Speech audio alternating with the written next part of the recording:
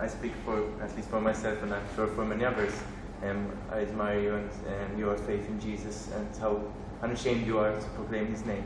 I wish to ask you a bit more how you came to this strong faith. Was it something, a moment or a gradual process? If you'd like to share how you came to really know that Jesus is Lord and to give your life in serving Him in this way. Well, yes, I'll tell you. I was 4, they said. They told me about Jesus, my adopted parents, and even as broken as they were, they did tell me about Jesus. And when I heard about Him dying on the cross for me and who He was and what He did, I thought, He's it. He's the reason. He's who I need. He's going to help me. He's going to help me walk. And He's who I will sing for, because I sing. And so I said, okay, here's my life. And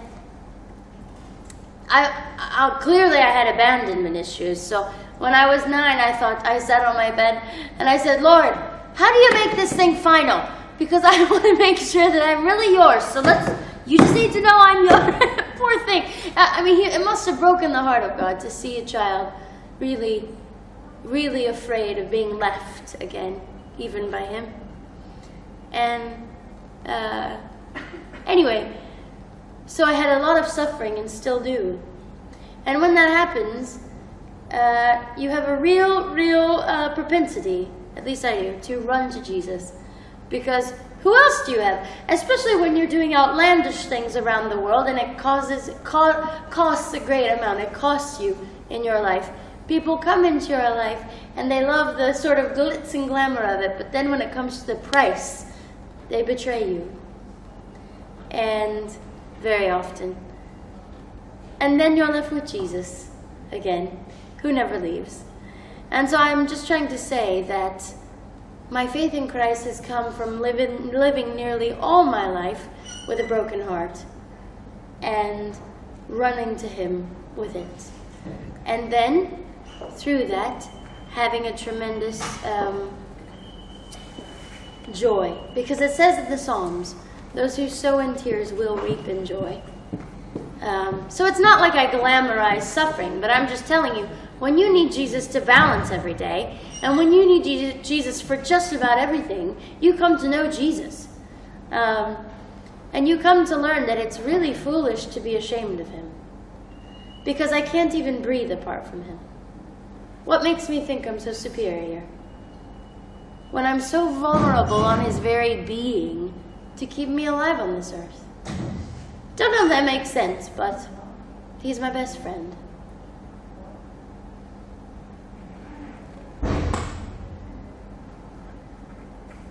Any others?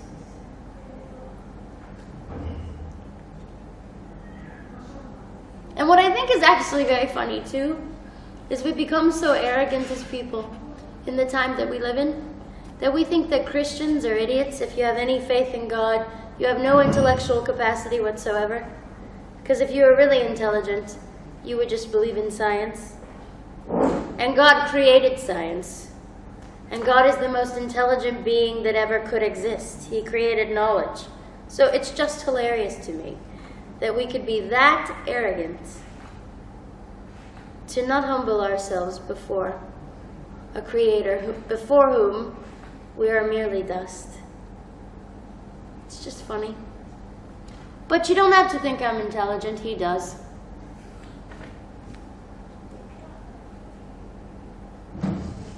No, yeah. Gianna, have you met other people that have gone through your same experiences, and how was it like meeting these people? Yes, have I met other abortion survivors?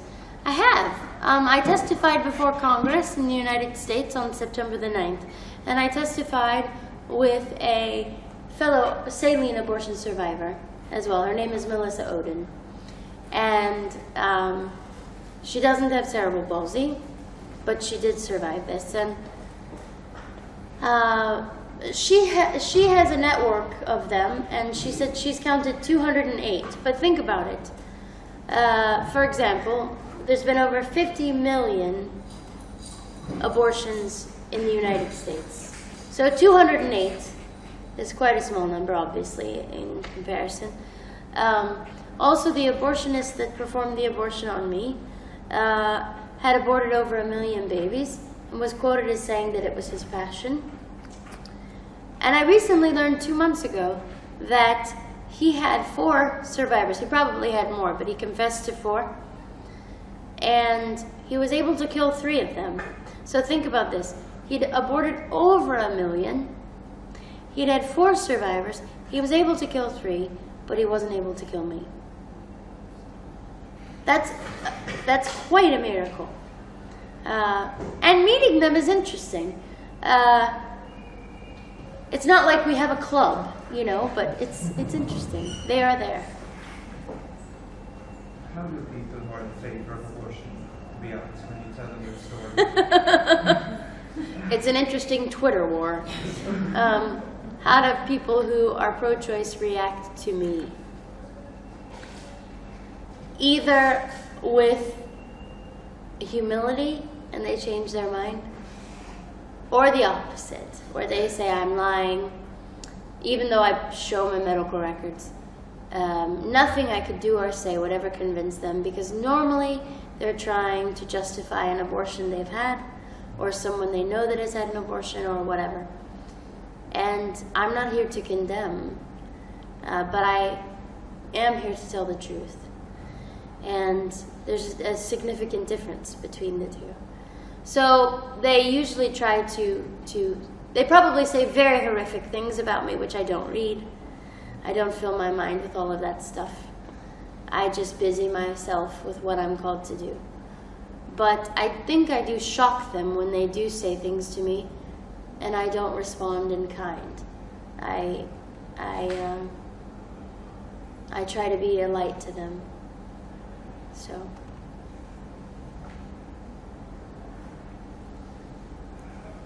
Any others?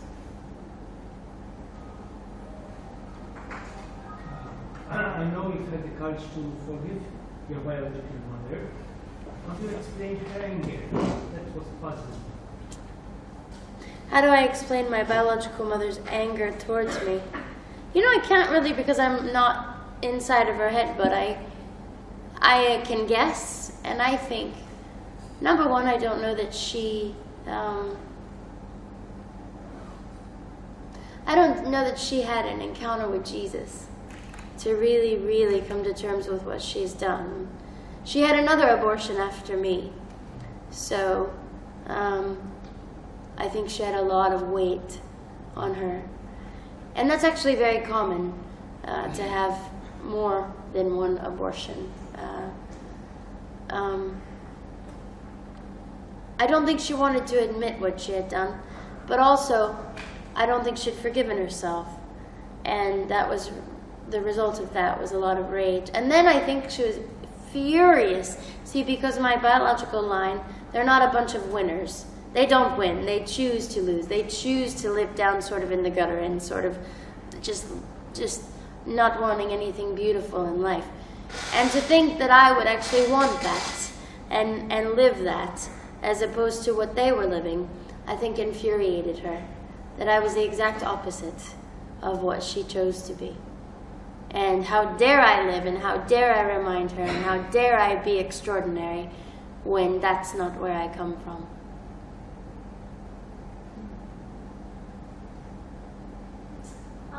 Would you have any advice to give us for something that maybe you think about when you don't feel like you have value, when the enemy attacks you, that maybe we can think about for when we don't feel like we have value ourselves? Like, what's something that you constantly think about? About in terms of a struggle. Yeah, in terms of you believing in your value. Or how do I believe in my value, or how do I... Sorry, I'm just trying to get clearer on that. Yeah, like that you are valuable, like what God thinks of you. Yes, especially with so many people having rejected me. And we all deal with rejection. I'm not like, I don't have the trophy of rejection here.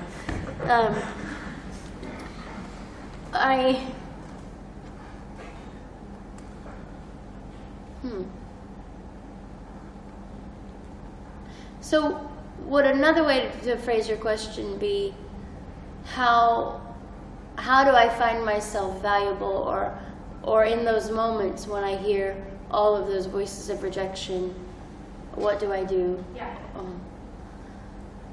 Sing, or speak to people that love me, or remind myself of what God thinks about me, or think of something entirely different. You know, I just go away from shame and rejection to, no, that's not the truth.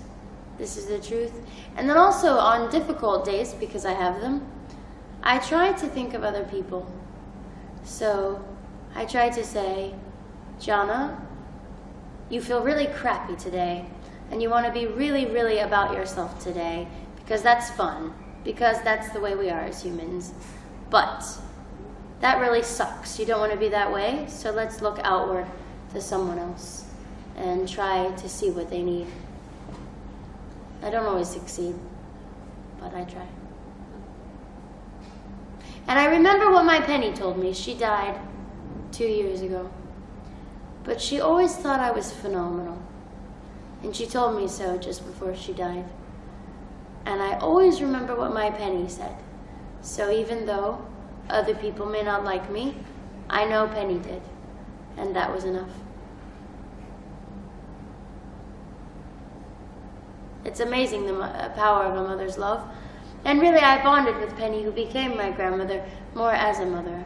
And so her voice took dominance over everyone else's, because when everyone else was saying, Gianna will lose, Gianna will never be, Gianna isn't this, Gianna isn't that, she was always saying, but Gianna will, and Gianna is, and Gianna can. So I just believed her. Still do. Yeah. Gianna, what way Malta open its doors to with the freezing of life? Abortion on demand. Exactly. And what will happen to life being frozen, and what happens to, all that life? Children are discarded with embryo freezing. They are discarded. Their fate is totally insecure and in the hands of whomever. And it's a really devaluing of life, disguised in a very clever way of bringing life, but in fact it's a taking of life. And it is absolutely the gateway to abortion on demand in Malta. That is the end goal of this. And I'll tell you, I have great respect for Malta, that you are a pro-life nation, and I pray that you have the courage to hold on to that. And it will take courage. You will have to fight it your whole lives, because for whatever reason there are people who are thirsty for death, and to see it come, and to see it come using different language, manipulating the language to manipulate the minds of people. I can tell you from experience, very personal experience, having survived an abortion, but also coming from a nation that has aborted over 50 million children. It doesn't end. Now we have the right to die laws in Oregon, I believe, and in Washington State, and now in California. So now if I don't want to live anymore, just give me a pill so I can die, because it's my right. What would you say to those that are really suffering, they're sick, and it almost becomes unbearable, where it would cross their minds, I want to die just to get rid of it. And then people would say, well, they have a right to get rid of the suffering. What would you say to that? What would I say to someone who is really suffering and in pain and wants to die because they're in suffering and pain and want to die? It's not like something you just decide. You can understand, but it's... I understand that there is suffering, but again, that is an absolute gateway to okay, whomever wants to do whatever they want to do, whenever they want to do it, the taking of life. That's just an open door for that. And yes, there is tremendous suffering in the world, and that person will die. but they are not God, and they cannot. He has a plan for people, even though they're suffering. Even in the midst of their suffering, they have no idea whom they're affecting, whose life they're changing, even in the midst of that suffering. So yes, I do understand great pain, but I don't understand the taking of life, and I don't agree with it. Gianna, you came here on a mission to speak for those who don't have a voice. Do you think that you were heard by those who need to hear you most? I don't know. Do you think so? I don't know. I mean, I was there at the rally yesterday, and I was very touched, of course, by the crowd that was present. But I really would like to see those who are in authority, and not only political authority. I speak in all different positions of authority. In the church? Including the church. Yeah, very silent, aren't they? You know, so do you believe that at least your voice really was heard by those who need to hear it most? Yes and no. I would still like to meet with some other people. We'll see what happens before I leave. People in authority. But I do think the people that have heard, seeds have been planted. And they may not sprout or bloom for some time, but I do think that people have listened.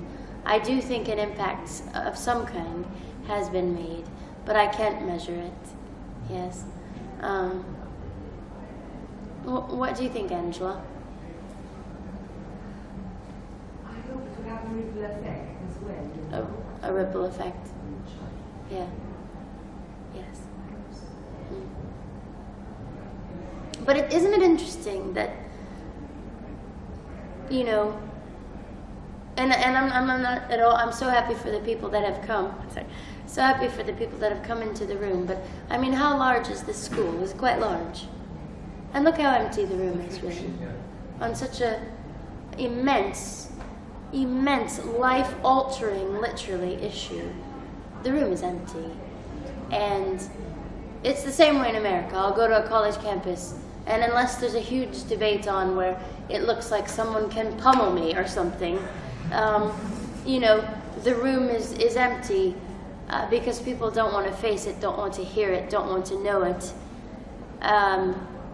But it's a spiritual battle, I believe, as well. You cannot fight death with cleverness. You need help. You need Jesus. How can you logically explain wanting to end the life of our own children? It makes no sense.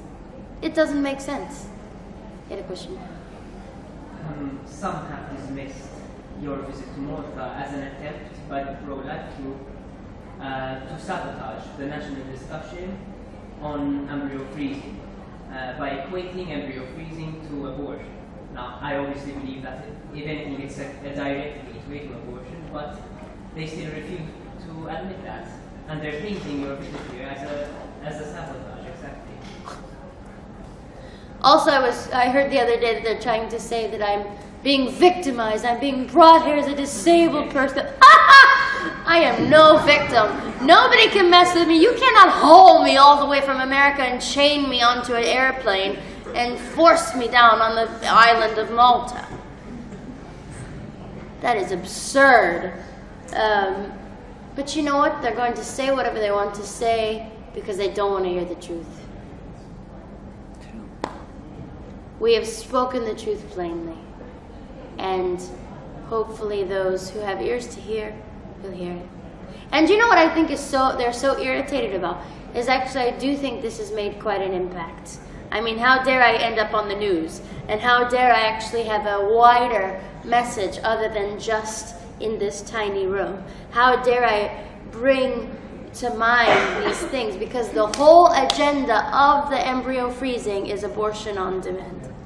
And how dare I bring that to the forefront of the national conversation? So in fact, we've outsmarted them. It's like a good chess match. And I'm winning. So you can tell that you can say that right back. You tell them, you go on social network and you say, listen, she said right there, someone get it on film. I did not come here drug against my will from America. I came of my own mind. It's incredibly insulting, as if I have no brain as a woman, and if I have no will as a person who had to learn to walk twice, that I don't have the capacity on my own to say, no, I don't wish to come to your country. Instead, I said, in fact, I cherish the people of Malta and want them to know the truth. And so I would take the arduous journey of my own volition, is the right word, I think, my own volition, because I have a mind of my own. So there.